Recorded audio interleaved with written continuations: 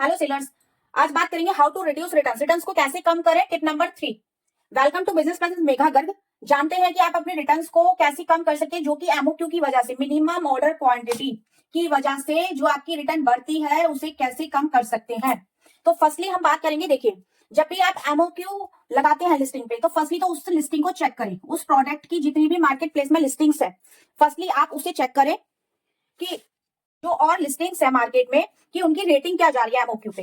ठीक है, उनका रेटिंग क्या है। देखिए क्यों, उससे क्या होगा कि मान लीजिए किसी आप ऐसे प्रोडक्ट पे एमओक्यू लगा रहे हैं जो कस्टमर को नीड ही नहीं है, या कस्टमर नहीं लेता है 2 क्वांटिटी में, 3 क्वांटिटी में जो भी आप लगा रहे हैं, वो आपको कैसे पता चलेगा कि इस पे मुझे लगानी है और इस पे नहीं लगानी चाहिए। वो आपको पता चलेगा मार्केट प्लेस से और लिस्टिंग चेक करके सेलर्स की। मान लीजिए कि आप लाइक एक बात करते हैं कुर्ती की, कि आप कुर्ती पे वर्क कर रहे हैं। ठीक है, आपने इस कुर्ती की एमओक्यू लगा दी 2। ठीक है, अब आपने तो एमओक्यू लगा दी, लेकिन होगा क्या, आपके पास नंबर ऑफ ऑर्डर्स तो इंक्रीज हो जाएंगे, क्योंकि ऑब्वियस है आप एमओक्यू लगाते किस वजह से कि कस्टमर को बेनिफिट हो। कस्टमर को तो बहुत बेनिफिट होता है, लेकिन सेलर को वही नुकसान भी होता है। वो क्यों होता है, जब इससे रिटर्न आती है जब नुकसान होता है। ठीक है, अब कस्टमर भी स्मार्ट है, वो क्या करेंगे, उन्हें एक ही कुर्ती की जरूरत है, एक रख लेंगे, एक आपको वापस भेज देंगे। कई बार उसका क्लेम भी नहीं मिलता, तो आपको तो सेलर्स को तो डबल का नुकसान हो जाता है।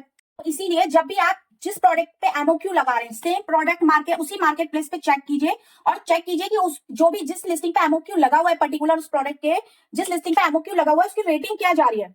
क्योंकि आप रिटर्न्स वैसे तो नहीं चेक कर पाएंगे कि इस लिस्टिंग की कितनी रिटर्न्स आ रही हैं, बट आप उसके रेटिंग्स चेक कर सकते हैं। क्योंकि देखिए रिटर्न आ रही है तो ऑब्वियस रेटिंग डाउन होगी, एंड फिर उसके रिव्यूज भी आप रीड करें। मतलब फर्स्टली आप एमओक्यू लगाने से पहले लिस्टिंग को, अपनी लिस्टिंग में एमओक्यू लगाने से पहले मार्केट प्लेस के अदर सेलर्स की लिस्टिंग अच्छे से चेक करें, फिर ही अपनी लिस्टिंग में एमओक्यू सेट करें। ठीक है, अब सेकंड पॉइंट, ये सब भी कर लिया, फिर भी रिटर्न आ रही है। अब फिर भी अगर रिटर्न आ रही है तो उसका एक ही तरीका है कि सिंपल सा आप एमओक्यू रिमूव कर दीजिए।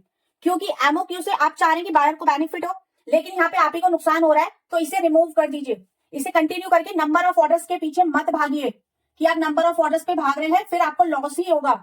तो आप एमओक्यू पे वर्क करना ठीक है, मार्केट के अकॉर्डिंग, मार्केट प्लेस पे आजकल चल रहे हैं, सभी लोग सभी सेलर्स कर रहे हैं। बट अगर सब कुछ करने के बाद भी आपकी रिटर्न एमओक्यू की वजह से इंक्रीज हो रही है कि कस्टमर एक पीस रख लेता है, एक वापस कर देता है। अच्छा, रिटर्न में भी आपको चेक करने की एक चीज और जरूरत है, वो भी इसकी रिटर्न भी जो आती है ना, मान लीजिए आपके 2 एमओक्यू है, ठीक है, तो जो 2 एमओक्यू है, आपने तो एक ही बॉक्स में 2 पीस भेजे, बट आपको जब रिटर्न आएगी ना, वो 2 बॉक्स में आती है अलग अलग, एक बॉक्स में एक ही पीस आता है। तो कई बार आप ये भी देख लीजिए, कहीं आप सोचे कि आपको एक ही वापस आ रहे हैं, बट आपको दोनों ही वापस आ रहे हो, तो वो भी अच्छे से चेक कर लीजिए कि मेरे पास प्रोडक्ट एक आ रहे हैं या दोनों दोनों ही वापस आ रहे हैं, वो भी आप ढंग से चेक कीजिए। तो देखिए, जब आपको सिंगल ऑर्डर में, जहां आपने एमओक्यू नहीं लगाया, वहां रिटर्न आती है, तो ये तो ठीक है कि रिटर्न से आपको लॉस होता है, बट एमओक्यू की जो रिटर्न आती है, इससे आपको डबल लॉस होता है, जिसे ह्यूज लॉस।